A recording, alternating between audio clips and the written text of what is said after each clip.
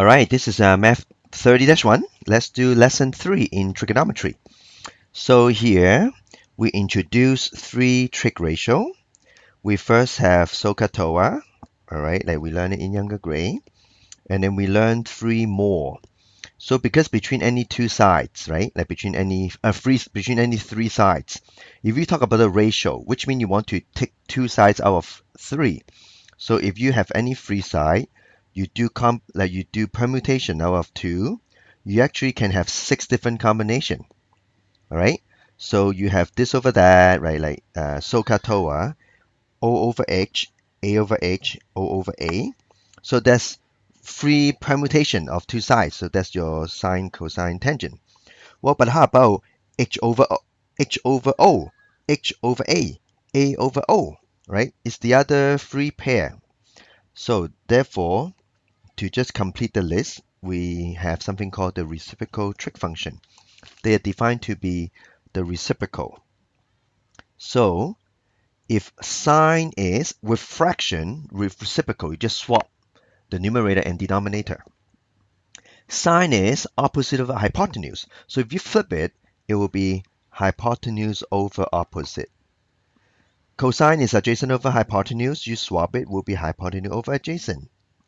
And finally, TOA is opposite over adjacent, then you swap it, adjacent over opposite.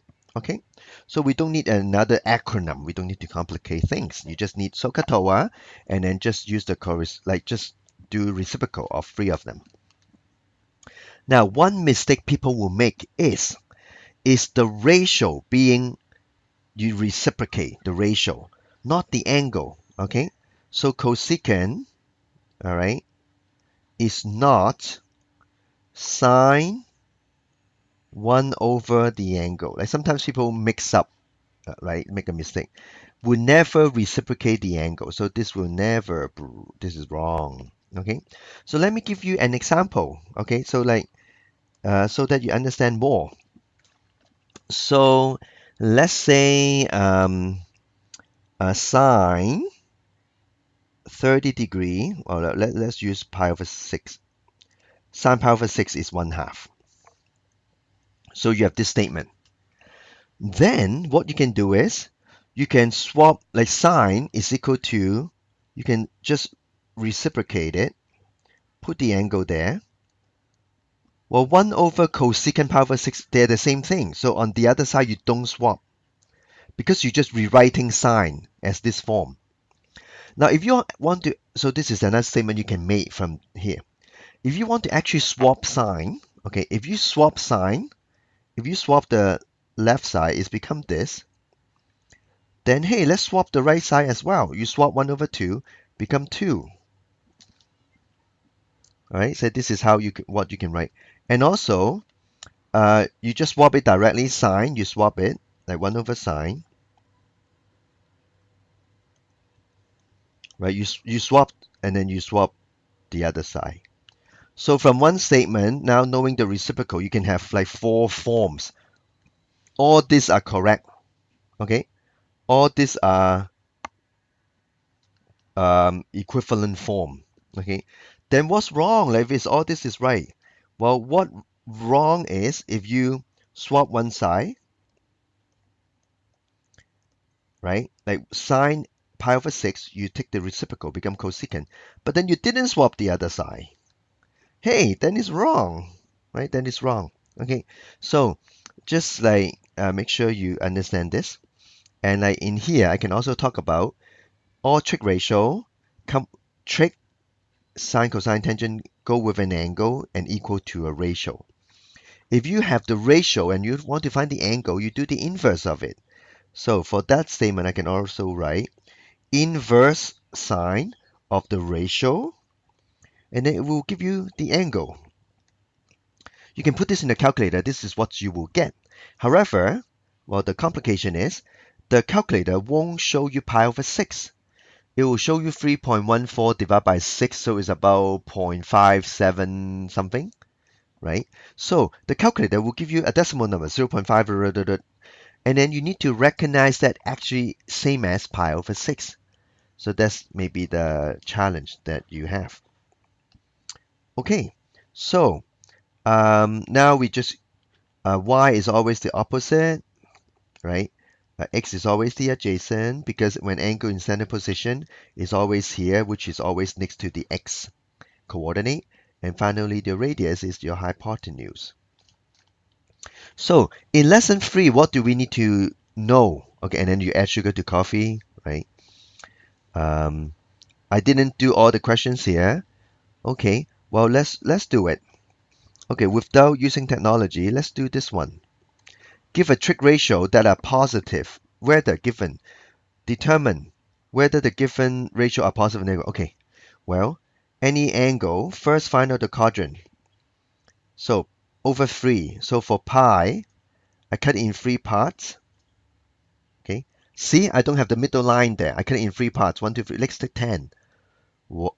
Right. 1, 2, 3, 4, 5, 6, 7, 8, 9, 10. I'm in quadrant 3. And if I add sugar to coffee, in quadrant 3, only tangent is positive, so therefore cosine is negative. So with all this information, it is negative. I can do one more thing. Equal to negative what? Equal to negative cosine of the reference angle. What's the reference angle here? Pi over 3. Okay. So cosine tan pi over 3 is same as negative cosine pi over 3. So that's something I just want to show you. Here. Okay, well, let's try this one. 1,000. All right. 0, 360, 720, 720 at 90, 810 at 90, 900 will be here at 90, 990. So 1,000 will be here, quadrant 4. Okay? You just like take the time, find out where is it. And then, hopefully I did it right. And then in quadrant 4 is cosine. Is cosine and secant, are they related? Right? Are they the reciprocal of each other? Yes. So therefore, this is positive. And it will be equal to positive cosecant. Like if I do this right, it will be 80 degree away. Okay. Cosecant 80 degree. Okay. If you want to write in terms of cosine, it will be 1 over cosine 80 degree. All right. So I just want to make all this connection. In your calculator, you have radian mode, degree mode. Make sure you're in the right mode, otherwise everything will be wrong. Okay. Next, what else do we know here? Okay, this kind of question. Okay, so I'll just go through, okay, like we did this in class, but let me just go through it one more time. The question is simply as this. Okay, given a point, find out all the trig ratio, all right? Or the next page, given one trig ratio, find out the other. Okay, this is a skill that we need to have. Okay, so let me show you an example. All right, so let me use a piece of white paper. All right, like for this part, it's very easy. The teacher, all you need to give you 1 point, and then like the question is, it could be like translate this way. I give you 1 point, -2 and 3. Tell me anything you can say about trigonometry with 1 point. Okay, so that's the question.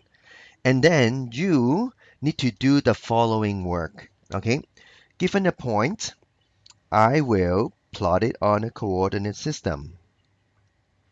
Okay, first thing, right? Plot the point.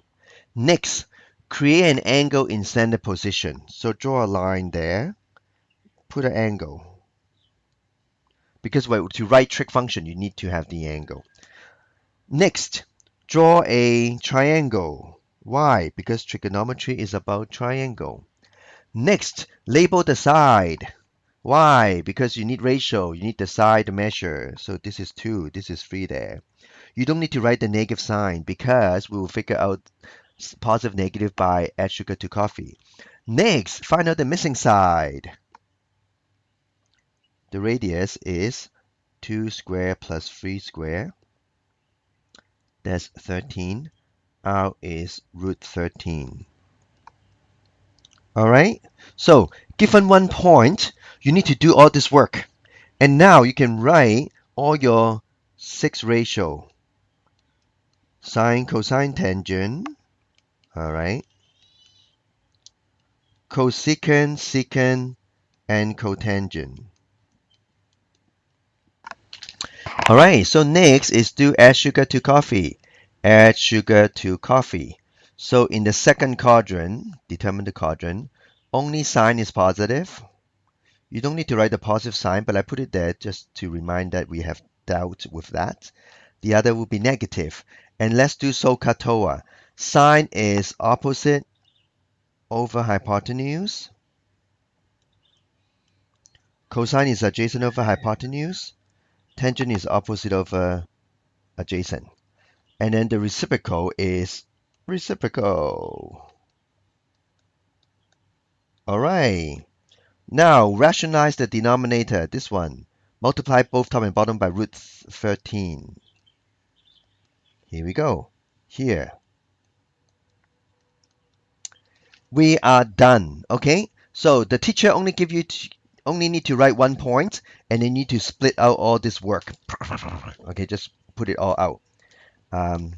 This one type of question. The another type of question is the teacher will give you one trig ratio. Okay, so let's say I give you tangent theta is 3 over 7, right? It's easy, right? Easy to make. And then you need to tell me everything about, you need to give me all the other trig ratio. Okay, this is all the teacher need to do, and then you will be very busy working. Okay, well, if I just tell you that, that's not enough, because tangent angle, you need to draw a triangle, you need to draw it somewhere. Then you will say, where do I draw it? Because you tell me tangent is positive, it could be in quadrant 1 or 3, right? Add sugar to coffee. So where do I draw the angle? Because of that, the teacher will need to give you one more information. I will tell you, let's say I will say cosecant is negative. So I'll give you one more information. So therefore, it's not in quadrant 1, because quadrant 1, everything is positive. Tangent is positive in quadrant 3, and cosecant is same as sine, will be negative, so it is in quadrant 3. So you draw an angle in quadrant 3, then you say where? Anywhere in quadrant 3, doesn't matter. So just draw a line there, it doesn't have to be in right proportion. Draw the angle, okay? You always draw an angle in center position because angle, trig function need an angle. Draw the angle. Then you need a triangle. Let's do that. Next, put the side measurement, but where? It's not randomly. It is by SOHCAHTOA. Tangent is opposite over adjacent, so you write opposite over adjacent. Put it in the right place.